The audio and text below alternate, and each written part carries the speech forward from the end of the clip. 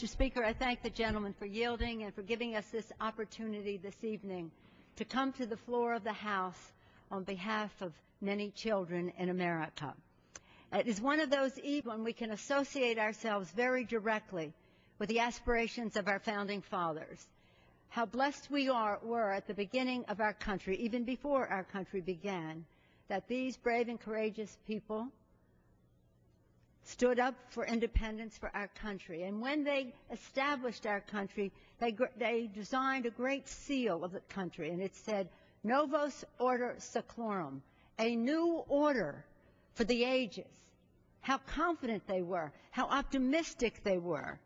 No country in the history of the world had ever had founders founding on a new principle of equality of people and freedom, separating themselves from a great military power by winning independence and saying this was about a new order for the future. And they could say that with confidence because they had a commitment to make the future better from one generation to the next. That became known as the American dream eventually, and people flocked to our shores to be part of the American dream. And when they came, they brought their hopes, their aspirations, their determination, their optimism for a better future for their families and for the next generation. And in coming here, these newcomers from that time, a couple hundred years ago, and to this day, by coming with that optimism and hope and commitment to a better future for the next generation, they made America more American. And so tonight we have an opportunity to identify with the aspirations of our founders. And we know that if we are going to have a better future for our country, it is important for us to recognize the children who are here. They've come from every continent in the world, from Europe, from Asia, from Australia, from Latin America. My colleague, Congresswoman Clark, talked about children coming from the Caribbean. A lot of attention is paid to those coming from Latin America, but they've come from all over the world, and many of them to this day do not know whether what their legal status is. Some find out in a most unfortunate way when ICE shows up at their door to say you weren't born here because their parents may not have told them that. But their identity is all American. Some of them don't even speak the language of the country of origin of their parents. So many of them come here with this great patriotism. Their families come with this great patriotism. Many of these young people serve in the military, and so they strengthen our national security. Secretary Gates has said the DREAM Act represents an opportunity to expand the recruitment and readiness of our armed services. That's what the Secretary of Defense said.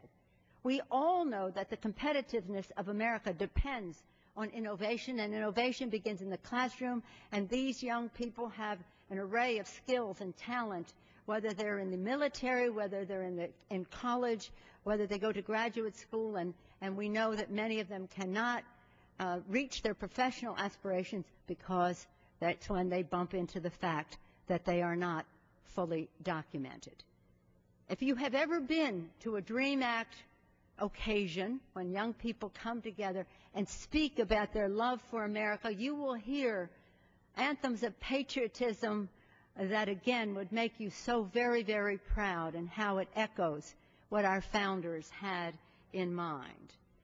So we have an opportunity tonight to solve a problem for these young people, help solve problems for our military and our national security, to help solve problems about innovation and education and making our country stronger economically as well as militarily.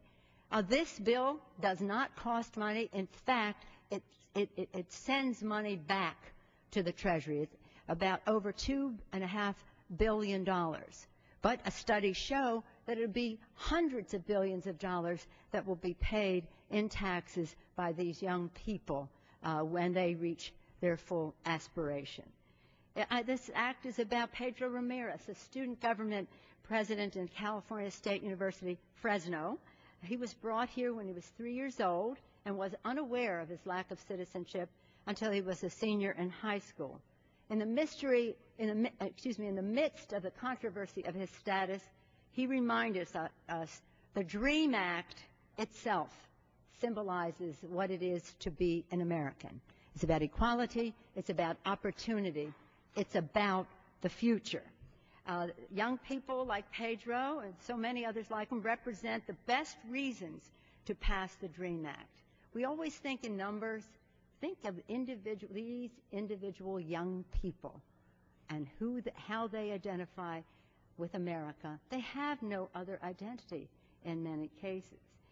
They want to participate in our nation's future. They want to help build it. They want to use their degrees and their skills to help build something better for the next generation. And that's what our founders had in mind when they said Novus Order Seclorum, a new order. It's on the dollar bill. In case you have a dollar in your pocket, you can take out the Great Seal of the United States, Novus Order Seclorum, with that confidence, that later to be called the American dream. We owe it to our founders, and we owe it to these young people. We owe it to the future to cast a vote for a bill that makes America more American. And I want to thank Mr. Conyers. I want to thank Howard Berman, the author of this legislation, Chairwoman Zoe Lofgren, also in the Judiciary Committee, certainly Congresswoman Nydia Velazquez, chair of the Hispanic Caucus, Congressman Javier Becerra, part of the House leadership, Luis Gutierrez, Congresswoman Lucio Robo, the entire Congressional Hispanic Caucus, but it is not confined to the Hispanic Caucus. As Representative Clark has said, this is about kids from all over the world. And as Steny said earlier, when the Prime Minister of Ireland came here and spoke, and when we attended the festivities each year surrounding the visit of the Taoiseach, they always talk about immigration. They always talk about this issue. This is one piece of it. And I know the gentleman got up and said he couldn't be for this because it didn't have a motion to recommit. This isn't about a motion to recommit. This is about a commitment to our future. This is about a recognition of what these young people can mean for our country. And so I hope that that recognition will result in a very positive vote, and I hope a bipartisan vote in support of making the future better for the next generation, which is the strength of our great country. Thank you all, and please vote aye on the legislation. The gentlewoman yields back the balance of her time. The gentleman from Michigan and the gentleman from Texas each control 3 minutes.